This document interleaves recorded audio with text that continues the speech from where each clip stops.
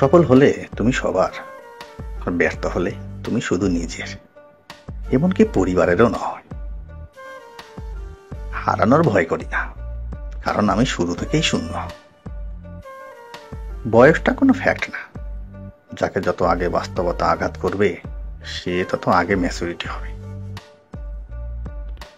কবে যে প্রতিষ্ঠিত হব, এই চিন্তায় রাতের ঘুমটাও স্বার্থপর হয়ে গেছে। রাত কাউকে খুব সুন্দর স্বপ্ন দেখায়, আবার কাউকে খুব কাঁদায়। একা থাকা অনেক ভালো, কারণ একাকিত্ব কখনো বিশ্বাসঘাতকতা করে না। মৃত্যুর পরে প্রথম যেটা হারাবো, সেটা হলো আমার নাম। সবাই জিজ্ঞাসা করবে লাশ কোথায়। কেউ মানুষকে ঠকিয়ে আল্লাহকে হারায়, আবার কেউ মানুষের কাছে ঠকে আল্লাহকে পায়। মুখের উপর মুখোশ থাকে, মিথ্যা ছবির আয়না। যতই তুমি মানুষ চিনো, বেঈমান চিনা যায় না। জীবনটা এমন হয়ে গেছে, শুধু চিন্তা আর টেনশন। এই বয়সে এমনটা হওয়ার কথা ছিল না।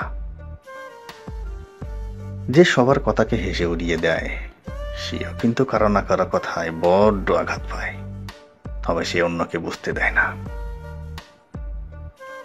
মানুষ হারানোর চেয়ে তার বদলে যাওয়ার রূপটা বেশি ভয়ঙ্কর। মুখের উপরে না বলতে শিখুন, জীবনের অর্ধেক সমস্যার সমাধান হয়ে যাবে। কথা না বোঝা মানুষের কাছে ব্যথা প্রকাশ করা মূল্যহীন। অভিমান তো বাহানা ছিল, দূরিতে তুমি কবেই চলে গেছ। শখের বয়সে যারে মনে ধরলো, তারে আবার কপালে ধরল না। টাকার অভাবের চাইতে তোমার অভাবটা বেশি কষ্টদায়ক। এতটাও খারাপ ছিলাম না, যতটা তুমি তোমার গল্পে আমাকে বানিয়েছ। জীবন শূন্য থেকে শুরু হয়েছিল, আজ আবার সেই শূন্যেই ফিরে এলো। ভালোবাসার মানুষকে কাঁদাতে নেই, কারণ সে একটু ভালো থাকার জন্য তোমাকে বেছে নিয়েছে।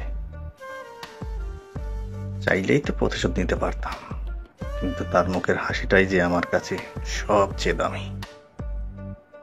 তুমি আমার খুব গোপন একটা দুঃখ।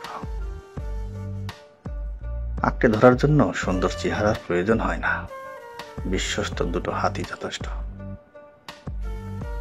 সবচেয়ে কষ্টের ব্যাপার হলো, যখন গতকাল মুখে হাসি ফোটানোর মানুষটি আজ অবহেলা করে। কষ্টের সময় সবাই আপনাকে মনে করলেও সুখের সময় কেউ আপনাকে কাছে ডাকবে না।